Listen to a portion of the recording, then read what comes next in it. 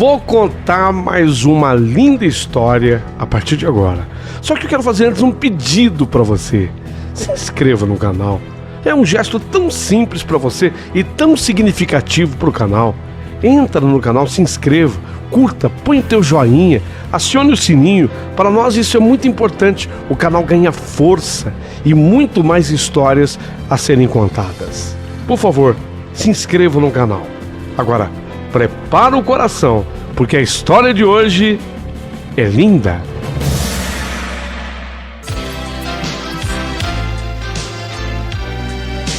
Rádio Emoção.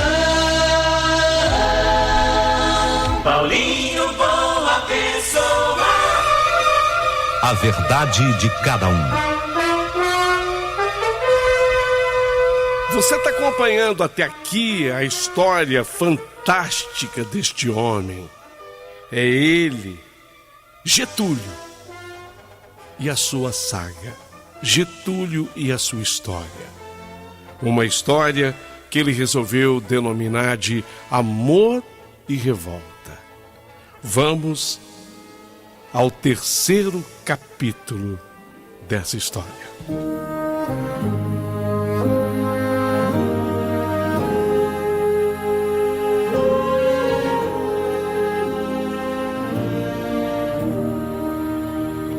Getúlio tinha conhecido aquela moça na malharia do Nunes, o bazar do Nunes, em verdade.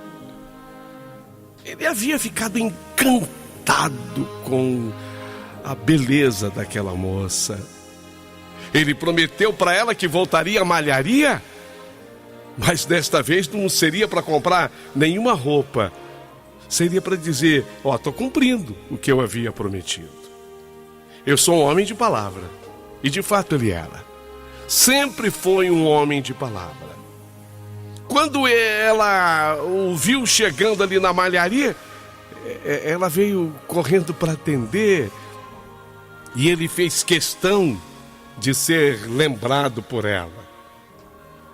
Ele fez absoluta questão de ser lembrado por ela.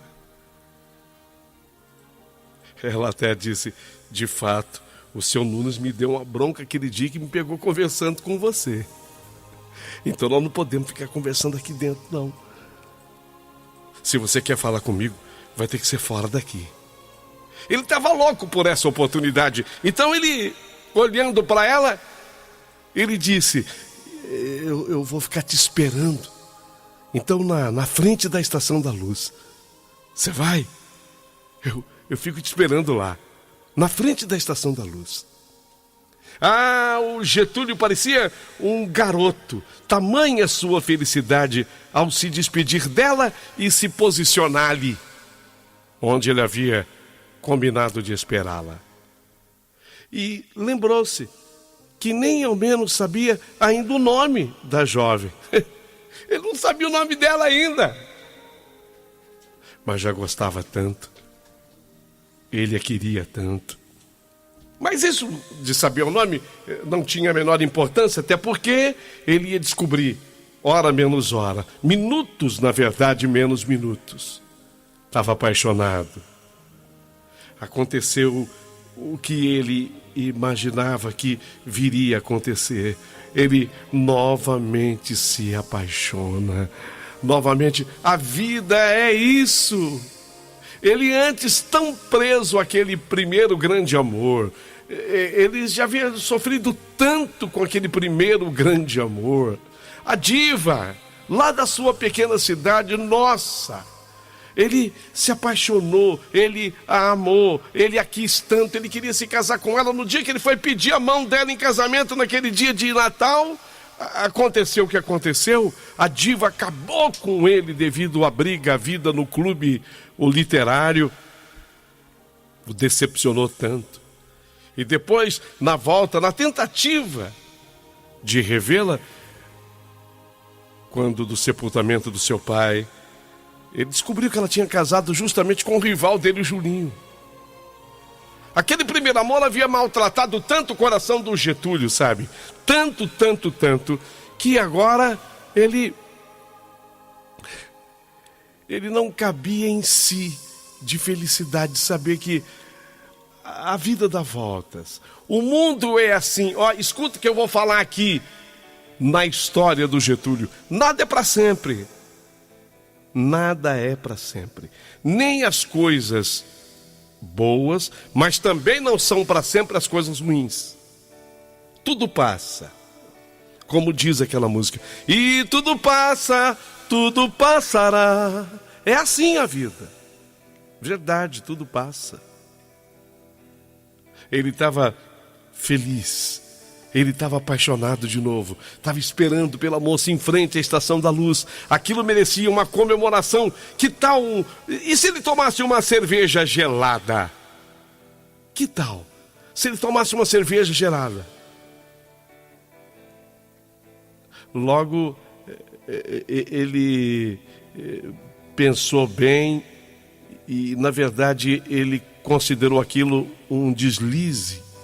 Mesmo pensar na cerveja gelada para ele era um deslize. Que vergonha.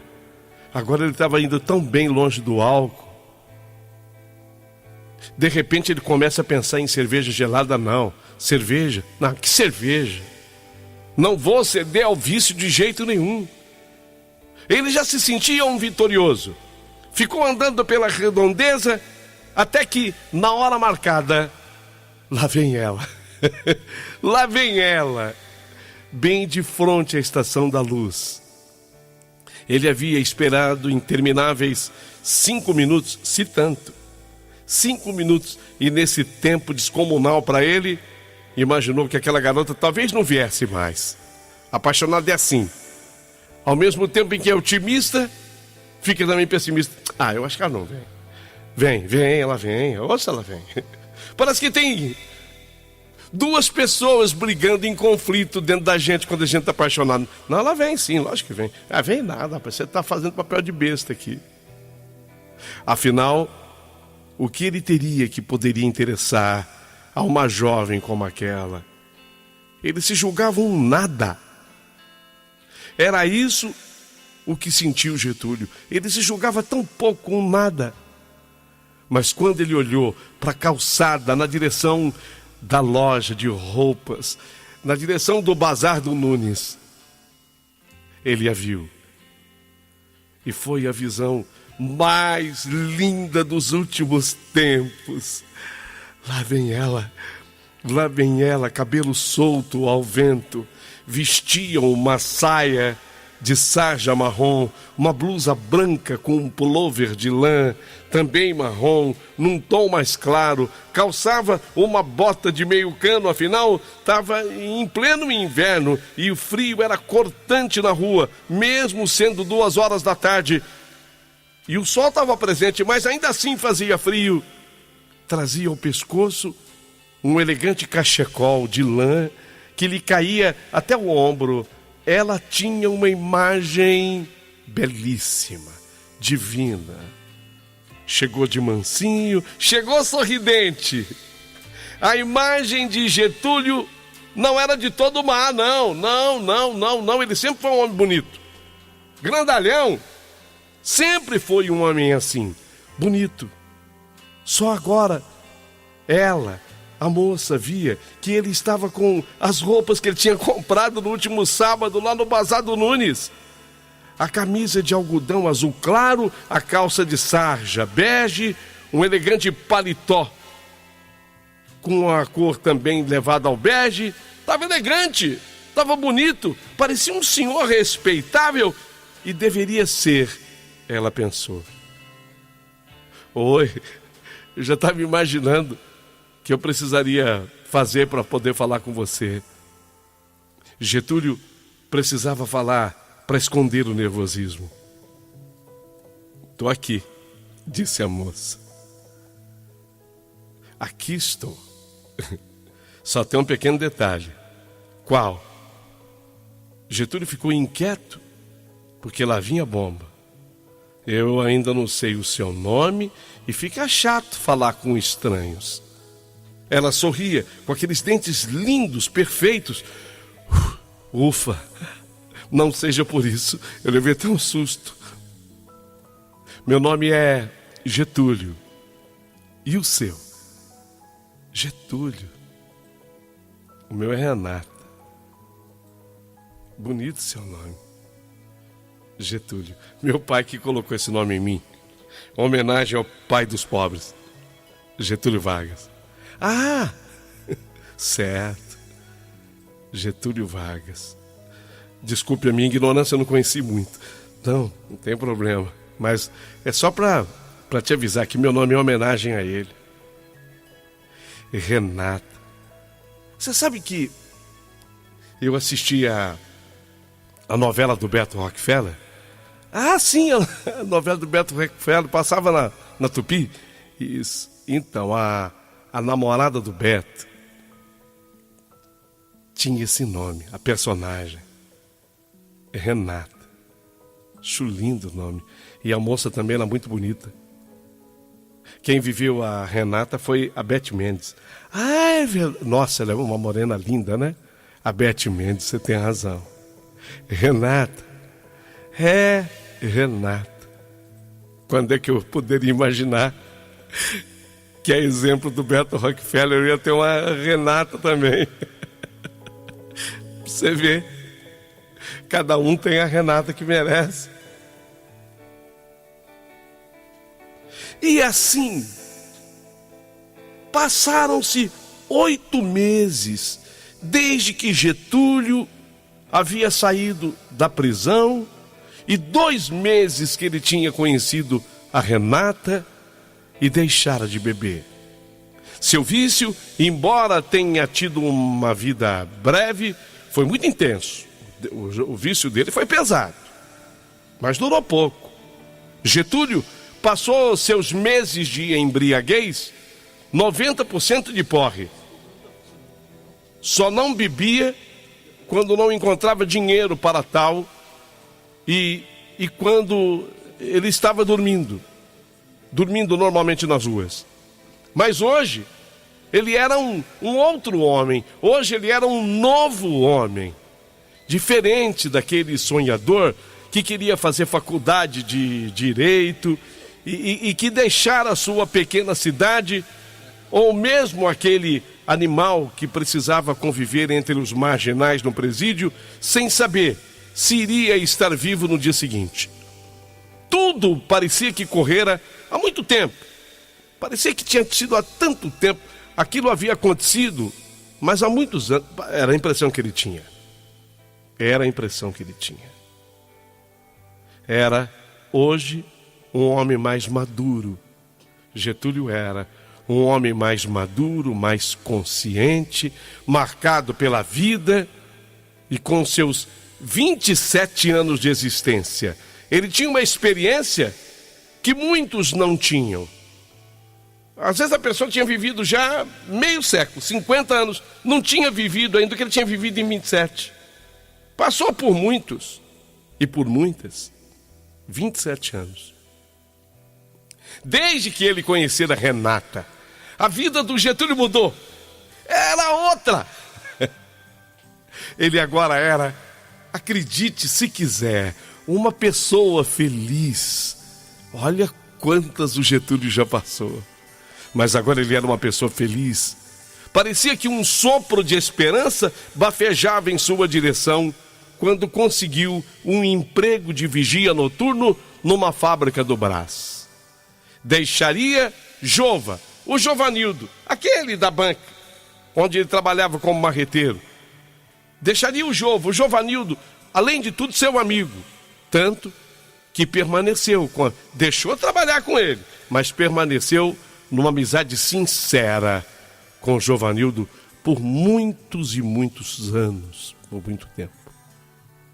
Mas agora, Getúlio tinha finalmente a sua carteira de trabalho assinada. Aí ele dizia com orgulho, aqui é a minha carteira, ó. Sabe quem criou essa carteira aqui? Ele dizia para Renata. Ela dizia, não, Getúlio Vargas. O pai dos pobres. Por isso que eu tenho esse nome. A minha CLT. Agora eu tenho um registro. Era a primeira vez que ele era registrado. Desde o presídio, era a primeira vez que ele conseguia um trabalho com aquele registro. E agora ele contribuía com, na época era o INPS, Quem é que lembra? Ele contribuía com o INPS, era um cidadão respeitável, novamente. Como dizia, mais tarde iria dizer Raul Seixas, sou um dito cidadão respeitável. Getúlio trabalhava das 9 da noite às 7 horas da manhã. Era vigia noturno. Ele entrava no trabalho 9 da noite e até às 7 da manhã. O que lhe dava bem pouco tempo para ficar com a Renata, que mesmo conhecendo toda a sua vida, ele fizera questão de contar para Renata tudo, até os detalhes mais vergonhosos do alcoolismo. Contou tudo para ela, sentiu confiança nela, quis se abrir com ela, contou tudo. E a Renata aprendeu a estimá-lo, a respeitá-lo, por sua tremenda força de vontade. E, em verdade, o Getúlio, ele era um homem bom, um homem prestativo. Todos os que o conheciam sabiam de sua índole boa. Eles namoravam firme e eles estavam pensando em casamento. Eles queriam se casar. Estavam os dois sozinhos em São Paulo. Caramba, para que ficar sozinho em São Paulo, né? Por que a gente não junta as nossas solidões e sejamos felizes? Ela, uma moça simples, que viera do Paraná para tentar a sorte em São Paulo. Juntamente veio com uma colega que nos primeiros meses de dificuldade desistiu do sonho e voltou. Renata, não, ela é teimosa. A Renata é de fibra. Não vou voltar. Não vou voltar para minha terra agora, não. Você vai dar um beijo na turma lá, dar um beijo no meu pessoal, mas eu não vou. Não vou voltar como derrotada, não. Afinal, o que ela poderia esperar naquele fim de mundo? Ela chamava a sua terra assim. Não vou voltar para aquele fim de mundo, onde os seus moradores eram chamados de pés vermelhos.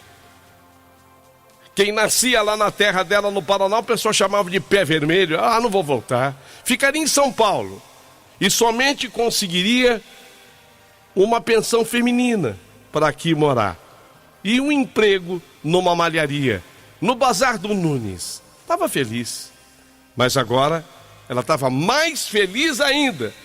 E sabe por quê? Porque ela tinha um amor. E que amor! Getúlio, um homem alto, bonito, traços bonitos, sim, judiado, maltratado pela vida, pelo vício. Mas no fundo, que belo casal formavam. Era sempre assim. Renata esperava ansiosa que chegasse o final do dia para se encontrar com Getúlio e poder lhe contar todas as novidades. Já ele não podia esperar o momento de poder cobri-la de carinhos. Aquela mulher, Renata, que parecia ser a sua boia em meio ao naufrágio. O naufrágio que havia se transformado a sua vida. Ela era a boia da salvação. Era exatamente ela.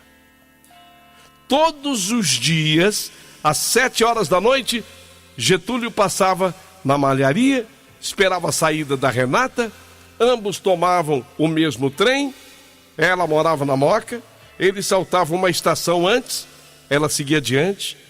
Era somente uma estação do percurso, mas dava para matar saudade de um dia inteiro sem se verem. A vida dos dois era simples e Getúlio amava isso em Renata. Sua simplicidade, a sua capacidade de ver o lado bom da vida e das coisas. Mesmo em momentos delicados, difíceis, ela sempre via o que tinha de bom por trás de cada situação.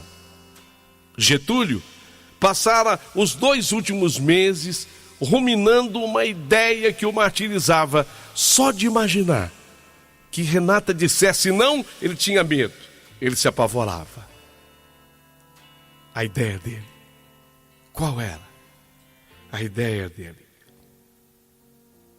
pedi-la em casamento. E o medo que ele tinha dela recusar.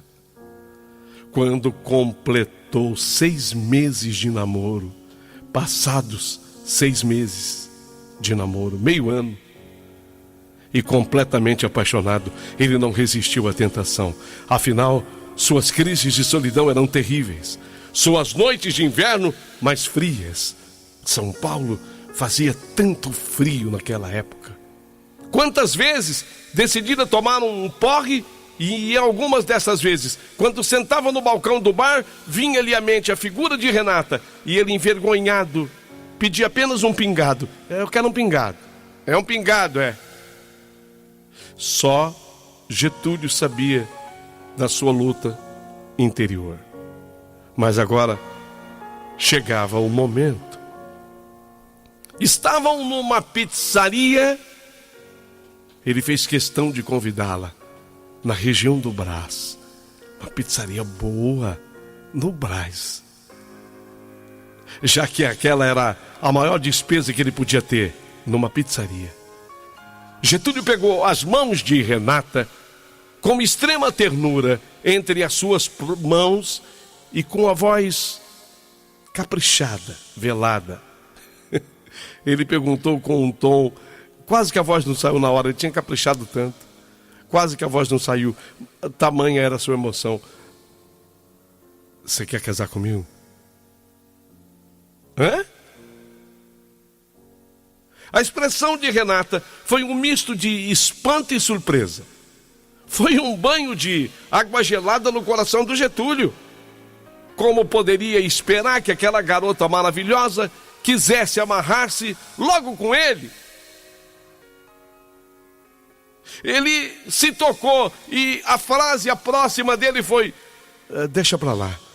Tentou soltar as mãos de Renata, mas ela não permitiu que ele soltasse. E Renata, olhando para ele: como deixar pra lá? Como deixar pra lá? Isso é jeito de pedir em casamento a mulher da sua vida? Mas é claro que eu aceito. É claro que eu aceito. Quando?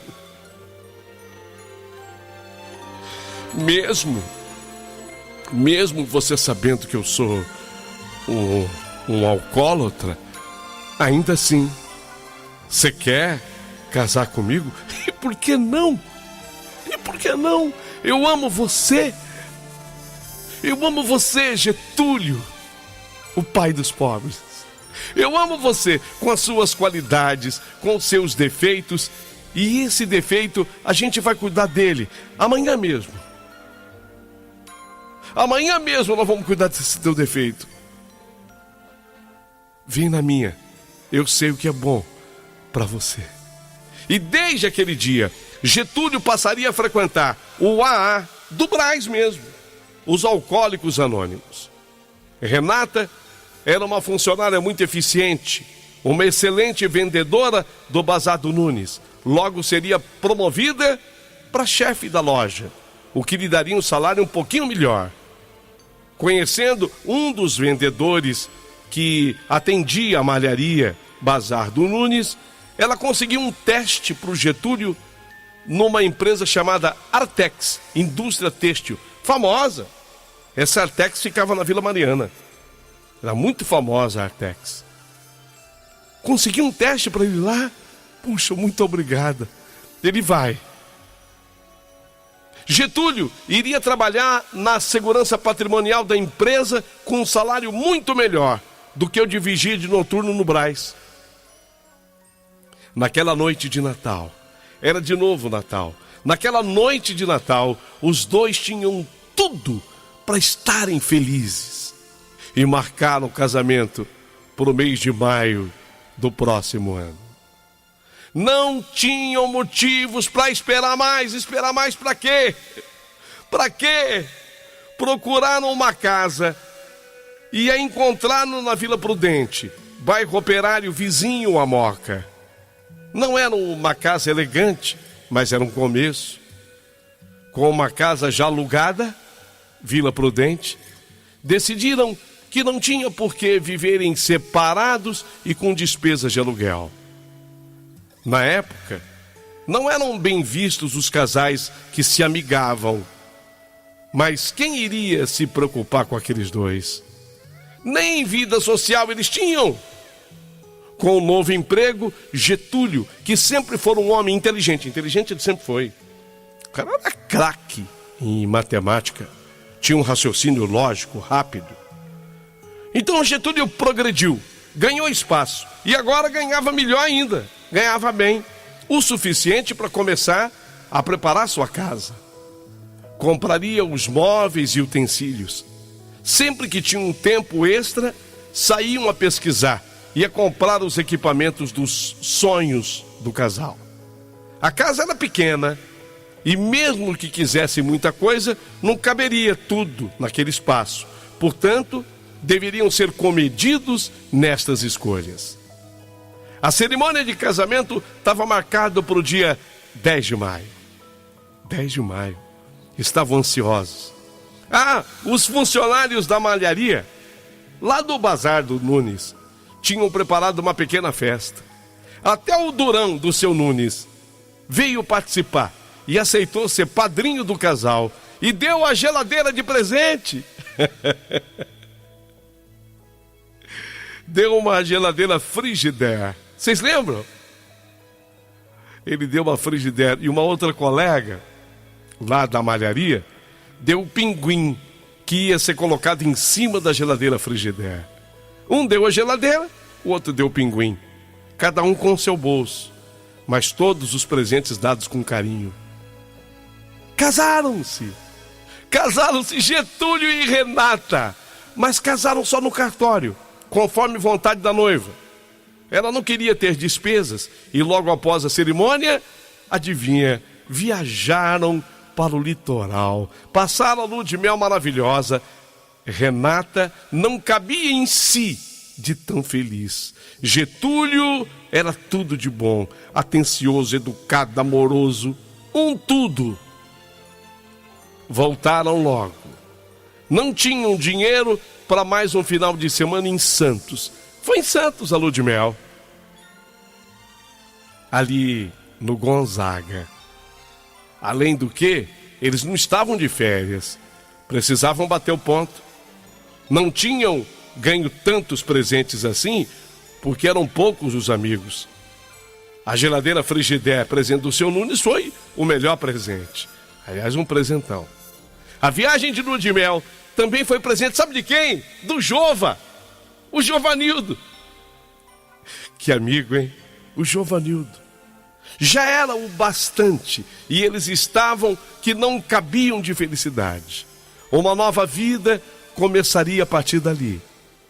Com 3 meses de casados, Renata começaria a enjoar.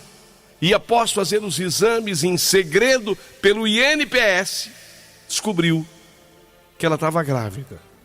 Era uma notícia maravilhosa. E Getúlio precisava saber da forma mais festiva possível. De novo, estavam lá, na pizzaria, aquela do Brás, a de costume. Getúlio, fala, meu amor. Se eu lhe disser algo, você promete que não vai ficar bravo? Fala que você vai ficar sabendo.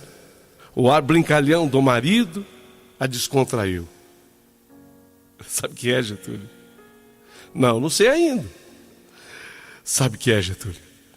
Eu fiz o teste e deu positivo. Teste? Teste de quê? Getúlio continuava a comer a sua pizza de mussarela. Fez o teste.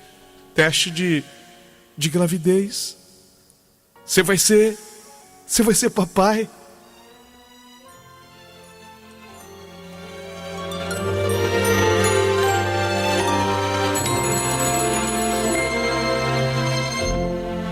O garfo caiu da mão do Getúlio. Ele ficou pálido. O garfo caiu da mão dele. Ele ficou pálido, sem voz. Por um segundo, Renata ficou desesperada. Será que ele não gostou? Será que ele não gostou? O garfo caiu da mão dele. Ele ficou pasmado, paralisado, pálido. Foi quando ele buscou forças e falou: pai? Você, pai? Finalmente, Getúlio conseguiu articular uma frase. Até que enfim, bobinho, você vai ser pai e eu mamãe. Renata tocou carinhosamente no nariz de Getúlio com o dedo. Papai, você vai ser papai. Eu não estou acreditando, Renata. Pai, nossa, que notícia. A notícia pegara Getúlio de surpresa e ele não conseguia absorver aquela verdadeira bomba, no melhor sentido da expressão. Bomba de alegria. Uma bomba de alegria explodira dentro dele. Pai. E aí, você gostou da notícia? Renata agora observava a cara de felicidade de Getúlio. Meu amor, escuta, você me dá alegrias, muitas alegrias. Getúlio então tomou-a nos braços e rodopiou na pizzaria. Ele era forte, grandalhão. Ele pegou a mulher e rodou a mulher nos braços, sob os olhares dos outros clientes que não entendiam nada. Eu vou ser pai! Eu vou ser papai! Eu vou ser papai! Gritou para os demais clientes que, com sorrisos e acenos e até umas palmas também, houve uma mesa que o aplaudiu num cumprimento ao pai. Renata, temendo que fossem ao chão, tentava acalmar os ânimos do pai alvoroçado. De volta para casa, eles não conseguiam dormir. Começaram a fazer planos e mais planos para quando o garotão, ou seria uma garotona, garotona, sei lá, seria muito bem-vindo. Começaram a fazer planos para quando viesse. Quando finalmente conseguiram dormir, Getúlio teve um sonho estranho. Ele teve um sonho que dá para chamar até de pesadelo, um sonho estranho. Ele sonhou, o Getúlio, naquela noite, ele sonhou que ele estava na sua pequena cidade e ele procurava separar o seu filho. Parecia que era um menino forte, calmo. Ele parecia que separava um menino numa briga de colégio. Todos estavam lutando entre si e o agressor do seu filho, sabe quem era? Era o Julinho, o mesmo que marcara a sua vida. Acordaria esbaforido e vendo que Renata dormia placidamente ao seu lado, falou: bobagem, coisa de sonho. Voltou a dormir. Teria sonhos estranhos.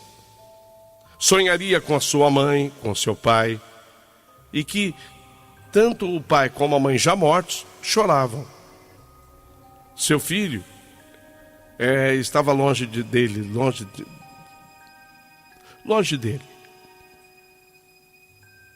Ele chamava e o menino não atendia. Corria para Renata e esta se afastava dele. Teve uma noite de cão, com esses sonhos bobos, sei lá. Foi assim que ele preferiu chamá-los, sonho besta. Os 6 primeiros meses da gravidez dela, Renata, correram sem nenhum problema.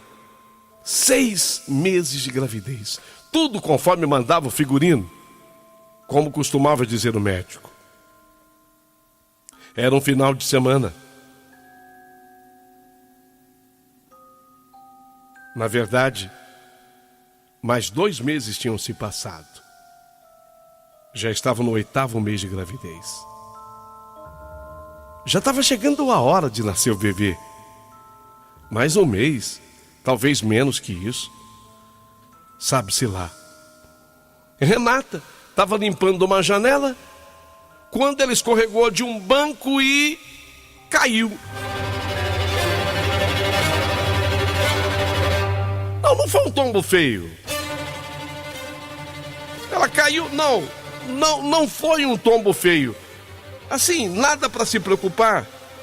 Tanto que ela nem comentaria nada com o Getúlio quando ele voltou da feira.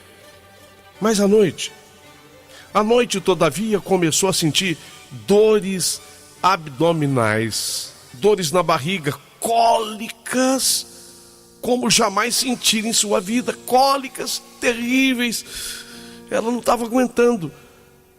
Teve uma hora que Getúlio, não estou suportando de dor. Getúlio ficou apavorado. Será que era chegada a hora de nascer o bebê? Correram para o hospital o mais rápido que puderam e logo estariam no hospital e maternidade, onde Renata fizeram os exames e tinha o acompanhamento médico. Renata teria que ser levada para cirurgia. Cirurgia? Vai ter que antecipar o nascimento do nenê. Então logo deu entrada na emergência e entre as dores que a acometiam, ela olhou triste para o Getúlio. Ela olhou triste, sabe? Muito triste para o Getúlio. Correu um frio pela espinha dele, mas logo ele se recompôs e, segurando a mão da esposa, ainda na maca, disse sem muita convicção: amor, vai dar certo, vai dar tudo certo. Vai dar certo, você vai ver. Vai dar tudo certo, viu? Não se esqueça. Tô aqui torcendo por você, rezando por você. Eu te amo. Eu te amo. Durante as próximas 5 horas, Getúlio permaneceria naquela sala de espera, aguardando uma notícia que lhe devolvesse a paz de espírito. A correria naquele hospital era tremenda. Parecia que todas as mulheres de São Paulo iriam parir naquele dia. Ele nunca viu tanta correria no hospital assim. Para Getúlio, tudo parecia irreal. A todo instante, quando ele via uma enfermeira, um médico, um atendente, a pergunta: a paciente Renata, como ela está? Até que uma moça, uma enfermeira do hospital, vendo o sofrimento do Getúlio, a Margarete, chamada por todo mundo de Margot, a Margarete, a enfermeira, vendo o Getúlio assim ansioso, ela se aproximou dele, ela fez amizade com ele. Calma, eu estou vendo que o senhor está nervoso. Olha, aqui eu já vi tanto caso, muito mais complicado que da sua mulher, e acaba tudo bem. Aquela conversa com a Margot, a Margarete, sabe, deu um novo ânimo para ele. Ela, sabe, aquela enfermeira, ela era enfermeira, ou trabalhava na parte administrativa do hospital, ele não sabe definir. Mas, na medida em que a Margot conversava com ele, ela se apresentou, sou a Margarete, mas todos me chamam de Margot. Calma, vai dar tudo certo com a tua mulher. Ele sentiu firmeza nela, ele fez amizade com ela. Por favor, só quero pedir uma coisa para você, Margot, né? Posso te chamar assim? Sim, é para me chamar assim. Vai lá dar uma olhadinha só e me dá um alô. Me dá só uma notícia. Tá, pera aí. Ela ia, voltava. Calma, tá tudo bem. Então lá, tá? Então lá como? Não, ficar tranquilo. Já falei para você. Vai tudo acabar bem. Tudo acabar bem. A Margot ficou sendo o ponto de referência dele. A Margot ficou sendo o ponto de referência dele. E de vez em quando ela vinha: Margot, tá legal, fica sossegado, calma. Até que teve um momento. Não, ele não queria pensar no pior. A Margot não deixava ele pensar no pior. Ela estava ali dando força para ele. Mas como não pensar, né? As informações da Margot, embora fossem boas, otimistas, elas não eram assim conclusivas. Afinal de contas, como estaria a Renata? E o nenê? Sim, de concreto ele não tinha nada, a não ser o otimismo da Margot. Calma, já vi gente numa situação muito pior que a tua esposa. Fica numa boa, viu? Fica sossegado. Até que, de repente, ele sente que a Margot está vindo lá de dentro acompanhada de um médico. A Margot com um médico. A cara da Margot não é muito boa. A cara do médico... o médico tem uma cara só, né? É aquela cara de médico. Ele está vindo lá. A Margot, a cara dela já não está tão boa. Então o médico se aproxima e diz para ele... É o senhor que é o marido da dona Renata? Sou sim. Quase que a voz não lhe saía, tamanha a sua emoção. Tudo bem, olha... O senhor talvez não compreenda, mas a nossa missão é muito delicada. Temos de cumprir obrigações que não gostaríamos de fazer. A medicina não consegue. Getúlio, a partir daí, já não escutava palavras mais do médico. Sua mente estava nuviada, como se ele tivesse embriagado, como se ele tivesse bebido. O médico continua. Não deu para salvar o nenê. Ele olhou para o médico. Quando ele ouviu não deu para salvar o nenê, ele ficou triste, mas ele queria o complemento. O complemento ele não teve coragem de perguntar. Mas o médico falou até com uma certa frieza. Sua mulher também, ela não resistiu, viu? Não resistiu ao parto. Que?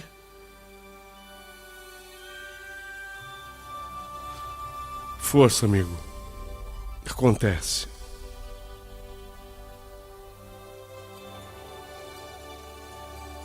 Aquilo não fazia sentido. Não. Aquilo não fazia o menor sentido. Não podia. As coisas não podiam acontecer desse jeito, dessa forma, dessa maneira. Como? Em plena São Paulo. Já dentro daqueles anos 70. Como uma mulher morre de parto? Morreu o nenê, morreu a mulher. Ele já não tinha a menor condição de raciocinar. Ele já estava completamente entregue. E, se ele pudesse, ele escolheria naquele instante morrer também, como já havia desejado tantas e tantas vezes na sua vida.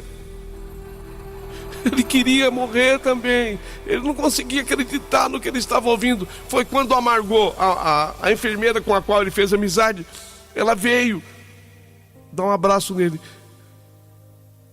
Você falou que não ia acontecer isso. Foi uma surpresa. Foi uma surpresa, foi algo muito infeliz. Mas calma, você não está sozinho. Você falou que não ia acontecer nada disso.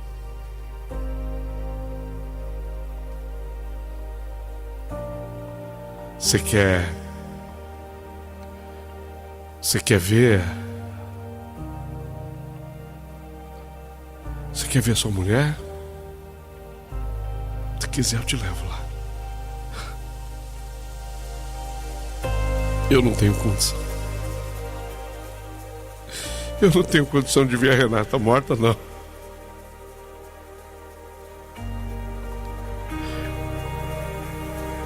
Eu não tenho condição. Olha, disse ele para Margot: eu vou deixar uma coisa com você. Comigo? É. Ele foi até o balcão e sacou um talão de cheques do Banco do Brasil. Ele tinha uma conta no Banco do Brasil, onde ele juntava o dinheirinho que ele ganhava para as coisas da casa. Ele assinou um cheque em branco e ele entregou para Margot. Um cheque em branco. Ó, eu vou deixar com você. Não, mas eu não posso ficar com esse cheque. Por favor, fique com ele. Qualquer coisa, no que você precisar usar, eu não tenho condição de ficar. Fica com esse cheque. Eu não posso. Se me virem com esse cheque aqui, eu sou capaz até de ser demitida. Tá, então vai ficar escondido. Tó. Ele colocou dentro de um bolso que ela tinha no jaleco o cheque, de modo que ela ficou até sem jeito de pegar o cheque de volta. E foi assim. Foi exatamente assim que ele, Getúlio, ele saiu daquele hospital sem ter a mínima noção do que ele fazia. Ele saiu do hospital. Ele vagou, não se sabe por quantas horas, por uma São Paulo que já não era mais a sua cidade. Não era mais. Ele não reconhecia mais São Paulo como dele. Não era, pelo menos, mais a cidade alegre que era minutos antes. São Paulo estava cinzenta, mais cinzenta que os outros dias. Renata, o seu sonho de primavera se fora. O que mais lhe restava? O que mais lhe restava? Não procurou vencer o impulso que o levou para o primeiro bar que ele encontrou. E lá ele bebeu com raiva. Bebeu com raiva. Bebeu com raiva, com força, com raiva, procurava afogar não as mágoas, mas a própria vida. Ele queria afogar a própria vida, acabar com ela. Bebeu tanto, mas bebeu tanto que ele acordaria 2 dias depois no banco de uma praça qualquer. Ele não tinha a menor noção do que acontecera e como ele chegara naquele banco daquela praça. Apenas uma tremenda dor de cabeça e uma lembrança fugaz dos últimos acontecimentos. Essa lembrança era dolorida demais, profunda demais. E como doía, que dor doída. Daí em diante, nada mais lhe importava. Entregou-se de vez aos vapores do álcool, sem preocupações, misturando amor e revolta. Amor e revolta, amor e revolta. Eu vou beber até morrer. Vou beber até morrer. Amor e revolta. Ele misturou amor e revolta. Vou beber até morrer.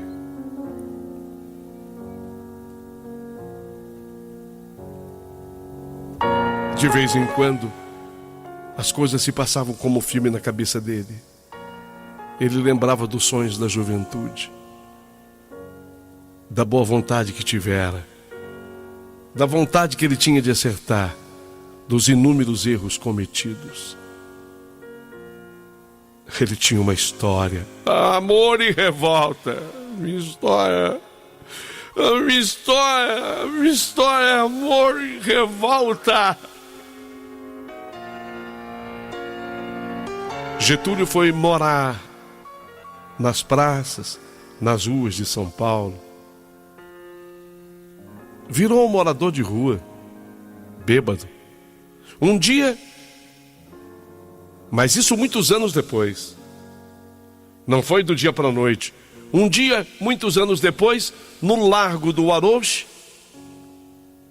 Giovanildo passou e viu aquele sujeito alto, porque ele era alto, um homem assim que se impunha, alto, barbudo, declamando ali uma poesia. Era o que agora lhe dava alguns trocados quando ele declamava poesia. Ele dizia assim na sua poesia: caído no canto daquele bar está um homem ébrio em seu delírio de desamor. Lamenta as dores da vida, feridas eternamente abertas em seu desolar. Em um completo desespero alcoólico, escorre pela face em luto, lágrimas com sabor de oceano, que em seu mundo líquido se tornou uma ilha sólida. Aplauso, gente! Aplauso! Aplauso pra mim! Quem sabe o que é uma ilha sólida? Quem sabe aqui o que é uma ilha sólida? É? Quem sabe o que é uma ilha sólida? Foi nessa hora que o Giovanildo, reconheceu o velho amigo. É você? É você, Getúlio? O pai dos pobres? Jova, não acredito. Você, Jova? Você estava escutando minha poesia? Que é uma ilha sólida, Jova? Você não sabe? Ô, Jova, que saudade. Que saudade, Getúlio. Foi nessa hora que Jova o reconheceu e a partir daquele dia conseguiu com que ele dormisse nos fundos de uma padaria. Era um quarto úmido, escuro, mas era com certeza mais seguro que os bancos da praça. E ali passou a viver Getúlio. Até que, num feriado de 7 de setembro, ele parou para ver os militares hasteando o pavilhão nacional e a banda militar a executar o hino nacional brasileiro. Ele estava, como sempre, maltrapilho e cheirando a álcool, mas por obra do destino, havia feito a barba naquele dia. O amigo Jova tinha mandado para ele lá aparelho de barbear, espuma. Até que, com a barba feita, ele estava assistindo aos militares hastearem a bandeira, quando um militar o reconheceu. Era o coronel Eugênio. Lembram? O coronel Eugênio é aquele lá da cadeia de Tirapina, o que já tinha ajudado Getúlio na vida. Ele reconheceu Getúlio. O militar se aproximou e falou: não acredito. Getúlio? É Getúlio, o pai dos pobres? Como ainda era muito cedo, muito cedinho de manhã, Getúlio só tinha tomado uma pinga.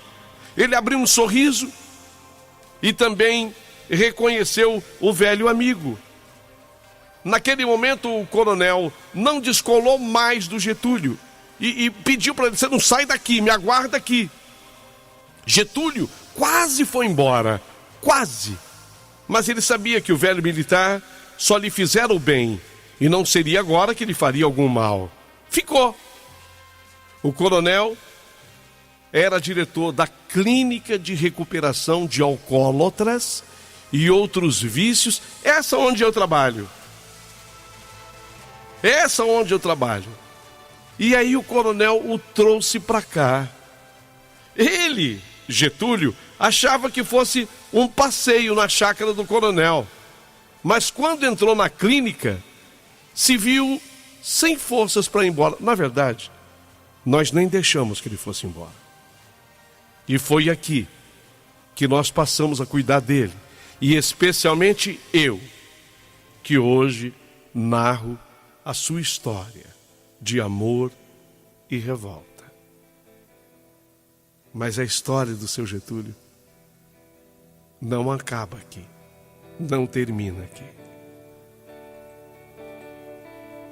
Eu quero marcar com você amanhã, nesse mesmo horário, aqui nesse canal. Você vai ouvir o 4º capítulo dessa história linda, onde tem revolta, mas onde tem amor. Onde tem amor, mas tem revolta. Eu diria para vocês que a história, ela agora está começando. E vocês vão se preparar para um desfecho fantástico, incrível. O desfecho dessa história é fantástico e incrível. Não perca amanhã.